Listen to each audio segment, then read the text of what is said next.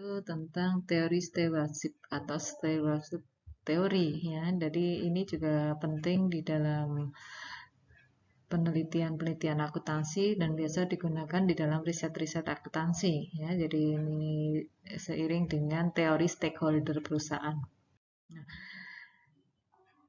apa sebenarnya stewardship teori itu gitu ya. Jadi kalau kita ini ya secara teori bahwa teori stewardship ini adalah merupakan salah satu pandangan baru tentang bagaimana cara mengelola organisasi dan personil-personil yang terkait di dalamnya. Jadi di sini tentang pengelolaan organisasi yang dikaitkan dengan SDM yang ada di dalam organisasi tersebut dan bagaimana mengelola personel-personel tersebut.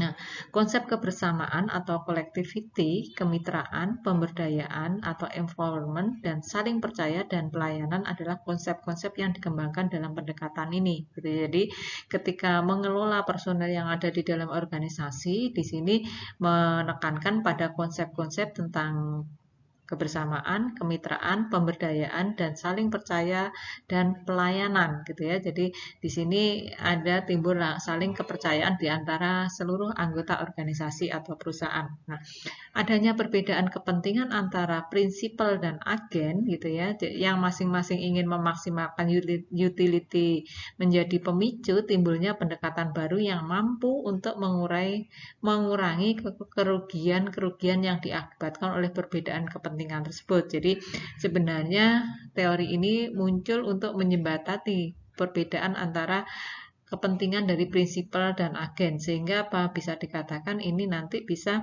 mengurangi asimetri informasi ya. Kemudian juga kita tahu bahwa asimetri informasi di sini bisa ini ya, baik di moral hazard gitu ya atau adverse selection. Jadi di sini bisa teori ini ketika dijalankan oleh perusahaan bisa mengurangi baik adverse selection maupun moral hazard ya. Membentuk sikap yang mengarahkan pada teori stewardship sebagai salah satu pendekatan dalam pengelolaan organisasi ya. Jadi di sini diharapkan ini ya bisa memperbaiki ini ya pelaksanaan good governance yang ada di dalam perusahaan gitu ya. Sehingga di sini kita bisa simpulkan apa sebenarnya dari stewardship teori itu ya. Stewardship teori adalah harmonisasi antara pemilik modal, dalam hal ini disebut sebagai prinsipal, dengan pengelola modal ya. Pengelola modal atau biasa disebut dengan steward. Jadi pihak manajemen ya, pengelola modal itu pihak manajemen kita sebut sebagai steward. Di dalam mencapai tujuan bersama, tetapi secara implisit merefleksikan bagaimana akuntansi membangun sebuah konstruk pola kepemimpinan dan hubungan komunikasi shareholder dan manajemen. Ya. Jadi shareholder itu pemilik modal, ya. Kemudian manajemen itu adalah pengelola modal, yaitu steward. Atau dapat juga terjadi antara top manajemen dengan jajaran manajemen lain di bawahnya dalam sebuah organisasi, gitu ya. Jadi bagaimana top manajemen sama jajaran manajemen ini bisa ini ya saling percaya, ya. Dan dengan mekanisme situasional yang mencakup filosofis, manajemen, dan perbedaan budaya organisasi dan kepemimpinan dalam mencapai tujuan bersama tanpa menghalangi kepentingan masing-masing pihak gitu ya. Jadi inti daripada stewardship teori ini adalah harmonisasi di dalam apa? Di dalam penyelenggaraan ini sebuah organisasi ya. Jadi di sini prinsip-prinsip tadi yang dipakai ya, saling menghargai untuk mencapai tujuan daripada organisasi. Nah, teori ini menggambarkan tentang adanya hubungan yang kuat antara kepuasan dan kesuksesan organisasi. Teori stewardship ini mendasarkan pada asumsi filosofis mengenai sifat manusia, bahwa manusia ini dapat dipercaya, bertanggung jawab, dan manusia merupakan individu yang berintegritas ya. Jadi pada prinsipnya semua orang itu bertanggung jawab gitu ya. Nah, kemudian teori steward ini adalah bagaimana ini bisa terjadi harmonisasi di dalam sebuah organisasi. Pemerintah selaku steward dengan fungsi pengelola sumber daya dan rakyat selaku prinsipal pemilik sumber daya. Ini kalau dianalogkan di pemerintah itu adalah pemerintah itu mengelola ini ya modal sebagai pengelola modal siapa, yaitu sumber daya yang ada yaitu milik rakyat, karena pada prinsipnya ini ya semua itu adalah milik rakyat. Terjadi kesepakatan yang terjalin antara pemerintah dan rakyat berdasarkan kepercayaan kolektif sesuai tujuan organisasi. Organisasi sektor publik memiliki tujuan memberikan pelayanan kepada publik dan dapat dipertanggungjawabkan kepada masyarakat. Jadi intinya bahwa pegawai gitu ya atau pegawai pemerintah dalam ASN gitu ya itu sebenarnya adalah pelayan ini ya sebenarnya adalah untuk pengelola modal, karena yang memiliki modal sumber daya itu adalah masyarakat, sehingga sering dikatakan bahwa pegawai itu adalah seorang pelayan bagi pemilik modal. Kemudian, menurut Raharjo tahun 2007, teori stewardship ini mempunyai akar psikologi dan sosiologi yang didesain untuk menjelaskan manajer sebagai steward atau pelayan atau agen. Teori stewardship di sini menggambarkan situasi para manajemen yang tidak termotivasi oleh tujuan-tujuan individu dan kepentingan pribadi, tetapi lebih ditujukan pada sasaran hasil utama mereka untuk kepentingan organisasi atau lebih mementingkan kepentingan prinsipal. Selain itu, perilaku stewardship ini tidak akan meninggalkan organisasinya, sebab steward ini berusaha mencapai sasaran organisasi, ya, karena memang pihak steward atau pengelola modal ini berkepentingan terhadap apa? Organisasi dalam jangka panjang. Nah, di dalam teori stewardship di sini, manajer ini akan berperilaku sesuai dengan kepentingan bersama. Nah, ketika kepentingan steward dan pemilik tidak sama, ya, maka steward ini akan berusaha bekerja sama daripada untuk menentangnya, karena memang yang memiliki sumber daya itu siapa? Yaitu pihak stewardnya. Steward merasa kepentingan bersama dan berperilaku sesuai dengan perilaku pemilik, merupakan pertimbangan yang rasional, karena memang di sini steward lebih melihat pada usaha untuk mencapai tujuan dari organisasi. Teori stewardship menurut Raharjo 2007 ya, ini mengasumsikan hubungan yang kuat antara kesuksesan organisasi dengan kepuasan dari pemilik gitu ya. Jadi di sini mengharmonisasi antara kepuasan pemilik ya dengan kesuksesan dari organisasi. Steward akan melindungi dan memaksimalkan kekayaan organisasi dengan kinerja perusahaan, sehingga dengan demikian fungsi utilitas ini akan maksimal. Jadi di sini menjembatani, mengharmonisasi bahwa kepentingan pihak perusahaan atau organisasi itu sejalan dengan kepentingan dari pihak owner atau prinsipal ya, atau pemilik modal. Nah, peran steward itu sendiri gitu ya, itu adalah bahwa steward yang dengan sukses ini dapat meningkatkan kinerja perusahaan. Jadi teori ini kalau dijalankan di perusahaan itu bisa meningkatkan kinerja perusahaan dan akan mampu memuaskan sebagian besar organisasi yang lain. Sebab sebagian besar shareholder ini memiliki kepentingan yang telah dilayani dengan baik lewat peningkatan kemakmuran yang diraih organisasi. Sehingga steward yang pro-organisasi ini termotivasi untuk memaksimumkan kinerja perusahaan di samping dapat memberikan kepuasan kepada kepentingan shareholder-nya. Nah, penjelasan ini tidak mengimplikasikan bahwa steward ini mewujudkan tarik-menarik antara kebutuhan personal dan tujuan organisasi dan kepercayaan bahwa dengan bekerja untuk organisasi dan kemudian dikumpulkan, maka kebutuhan personal ini akan bertemu. Ya, di lain pihak, kesempatan steward ini dibatasi oleh adanya persepsi bahwa utilitas yang dapat diperoleh dari orang yang berperilaku pro-organisasional ini akan lebih tinggi dibandingkan mereka yang bersifat individualistik dan berperilaku self-serving. Steward percaya bahwa kepentingan mereka ini akan disejajarkan dengan kepentingan perusahaan dan pemilik ya. Dengan demikian ya, kepentingan steward ini bisa difungsikan berperan dalam apa? Meningkatkan utilitas bagi ini ya, baik pemilik maupun bagi pihak steward itu sendiri, terjadi harmonisasi.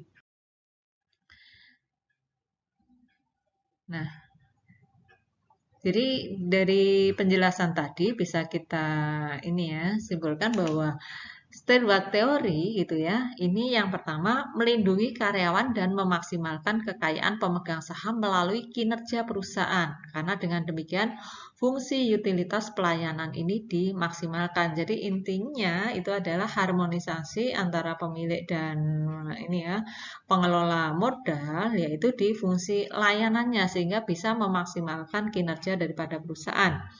Teori stewardship di sini menunjukkan bahwa eksekutif ini cenderung lebih termotivasi untuk bertindak demi kepentingan terbaik perusahaan daripada kepentingan diri mereka sendiri gitu. Nah, teori stewardship ini berfokus pada kebutuhan tingkat tinggi seperti pencapaian dan aktualisasi diri.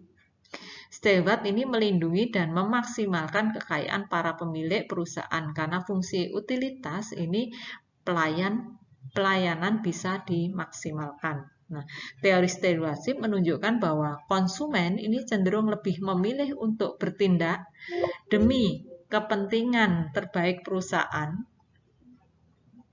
ya, daripada diri mereka sendiri. Teori stewardship berfokus pada kebutuhan tingkat tinggi seperti penggerak dan aktualisasi diri.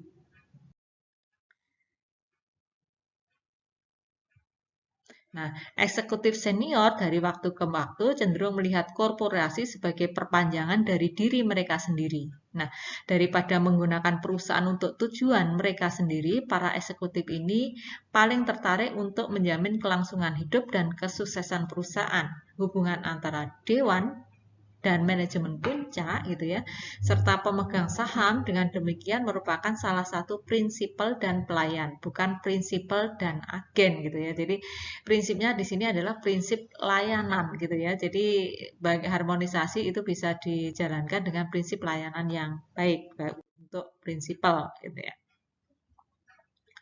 Nah, teori stewardship di sini mencatat bahwa perusahaan yang dipegang secara luas gitu ya, pemegang saham ini bebas untuk menjual sahamnya kapan saja. Jadi pihak pemegang saham itu kan terbebas ya, mau sahamnya mau dilepas atau enggak, sehingga apa? Dibutuhkanlah pihak pengelola modal dalam hal ini steward untuk melayani pihak investor ini atau pemegang saham atau pemilik modal ini dengan baik gitu ya, agar apa sahamnya tetap tertanam di dalam perusahaan. Nah, dengan demikian teori Stalwell berpendapat bahwa dalam banyak kasus manajemen puncak mungkin lebih peduli tentang kesuksesan jangka panjang perusahaan daripada pemegang saham yang lebih berorientasi jangka pendek, karena memang pemegang saham gitu ya sekarang lebih cerdas ya, cenderung untuk ini ya orientasi untuk jangka panjang perusahaan bukan di jangka pendek. Nah, teori stewardship di sini mencatat bahwa dalam perusahaan dipegang secara ini ya, jadi investornya gitu ya itu cenderung untuk berperilaku untuk kepentingan jangka panjang daripada perusahaan, sehingga fungsi layanan itu sangat penting di dalam perusahaan untuk melayani pihak investor ini agar dananya tetap tertanam di dalam perusahaan. Nah, keuntungan daripada ke teori steward di sini gitu ya, yaitu yang pertama menciptakan struktur antara manajer dan pemilik untuk menciptakan harmonisasi. Yang kedua, menekankan peran CEO sebagai sosok yang tidak ambigu dan tidak tertandingi, kemudian memberikan kesatuan arah dan perintah yang kuantif, memotivasi karyawan untuk menciptakan antara manajer dan pemilik untuk menciptakan harmonisasi. Yang kelima, menekankan peran CEO sebagai sosok yang tidak ambigu dan tidak tertandingi aku gitu ya. Jadi di sini dia bisa menjadi ini ya, maksudnya keakuan daripada CEO itu sendiri gitu ya. Jadi biar tidak ini ya, biar bisa untuk diharmonisasikan dengan kepentingan yang lainnya. Kemudian memberikan kesatuan arah dan perintah yang kuat ya. Dan yang terpenting adalah bisa memotivasi karyawan yang pada akhirnya bisa meningkatkan kinerja daripada perusahaan. Nah, untuk ini ya kelemahannya disadvantage-nya ya. Itu yang pertama, peran pelayan terlalu disederhanakan dan tidak realistis. Teori ini memperkuat ego para eksekutif senior gitu ya. Jadi memang ada kelemahan ya di sini. Jadi karena diposisikan sebagai pelayan tadi ya, sehingga kadang-kala egonya muncul. Nah, si keakuannya muncul gitu ya. Tetapi ketika ini disinkronkan untuk kepentingan jangka panjang perusahaan gitu ya. Jadi memang ini ya, manajemen itu adalah pelayan bagi pihak pemodal, maka ini akan lebih bermanfaat untuk kepentingan jangka panjang perusahaan. Model kebutuhan tidak realistis atau tidak praktis, tidak memiliki bukti empiris atau eksperimental, membawa jari menuju ketika ada yang salah peran ini ya.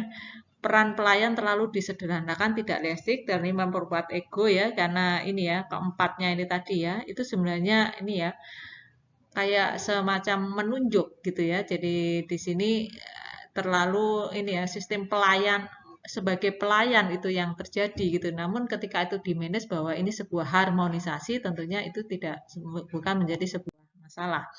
Jadi itu terkait dengan teori stewardship yang melengkapi teori stakeholder. Jadi perusahaan di dalam teori stakeholder kan perusahaan harus apa? Harus bertanggung jawab kepada stakeholdernya, dan di situ yang harus menjalankan adalah pihak manajemen, sehingga di sini pihak manajemen itu harus bisa menjadi ini ya, pelayan yang baik bagi shareholdernya gitu ya, dan juga seluruh stakeholder yang ada, seluruh stakeholder perusahaan, sehingga bisa tercapai ini ya, peningkatan kinerja daripada perusahaan.